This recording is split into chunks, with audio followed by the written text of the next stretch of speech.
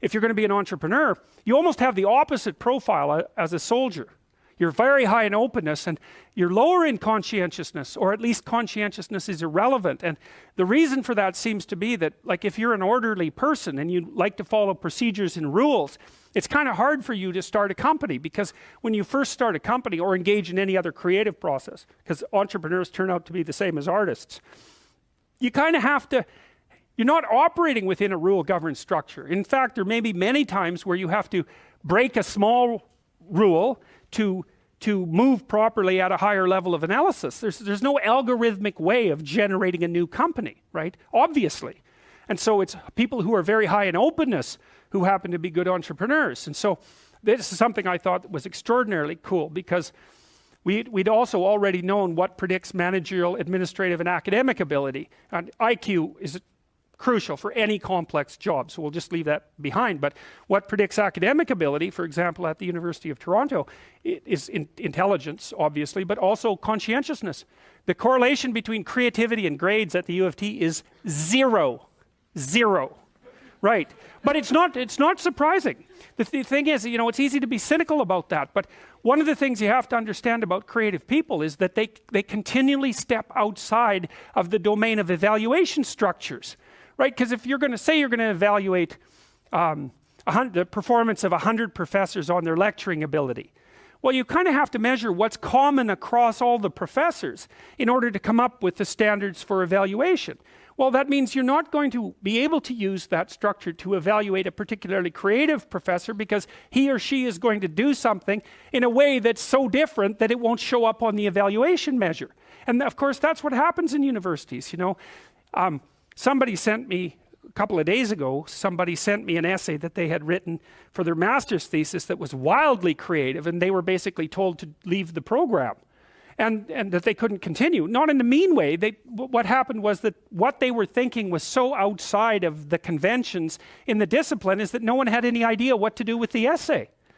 So then that's really the lot of creative people, right? They're always stepping outside of evaluation structures. And so it's not that surprising that the relationship between creativity and grades at the U of T is zero. We found out as well, by looking at graduate student performance across multiple institutions, that there was a negative correlation between creativity and graduate school performance. It wasn't even zero, it was worse than negative. Being creative was negative.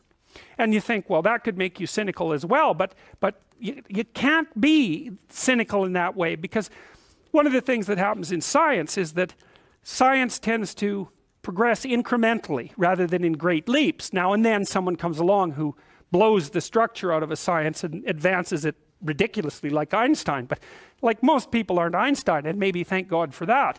Most of the time you're in a discipline, you understand the discipline, and then once you've developed understanding of the discipline, you know what the next micro question is that should be answered.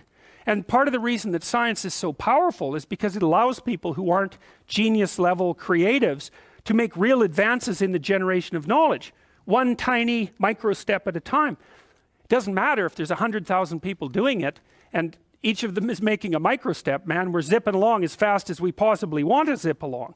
And so it turns out to be conscientiousness that's the excellent predictor of graduate student performance. That's the best predictor for law. It's the best predictor for managerial positions. It's the best predictor for administrative positions. Anything that has a structure of rules that needs to be applied, conscientiousness is a great predictor. So, but it's not good for predicting artistic ability or entrepreneurial ability. And that's also really important, because one of the things, this is partly why bureaucracies stultify, right? Because what happens is as they develop, they get chock full of conscientious people, with a few psychopaths thrown in there just for good measure. They get chock full of conscientious people busily zooming efficiently down a single track, and then all of a sudden the landscape shifts and they're going very, very efficiently in exactly the wrong direction, and then the whole bloody thing falls apart. So you need to have some creative wingnuts in your organization to come up with completely absurd ideas that might just on the off chance be true. And so creativity is strange in that manner too, because it's a high risk, high return game. You're a lot safer in your life to find a functioning entity and to operate as a cog within it, as long as the entity keeps functioning. Because if you're creative and you go off on tangents all the time, there's some probability that one of those tangents is going to be exactly what is needed at the time, and you're going to become hyper successful as a consequence. But there's much more probability that even though some of your ideas might be highly valuable, the probability that this is the right time and place for them is extraordinarily low. So to produce a successful creative product, for example, in the marketplace, you need a ridiculous combination of creativity so that you keep generating ideas, and then a network around you of people who have skills that you don't, and then the production of a product, let's say, whatever that happens to be, that's actually in demand by the marketplace at exactly that moment, and that someone else hasn't already done better. So the sensible thing to tell anybody who wants to be creative is, that's stupid. You shouldn't do it. It's your probability of success is so low that it's better just to do something sensible. But the problem with that is that creative people can't do that because they're creative. And if they shut down their creativity, it's like an extrovert who's gone to live in in an isolated cell. A creative person who isn't being creative, they just wither and die. So they're stuck with it.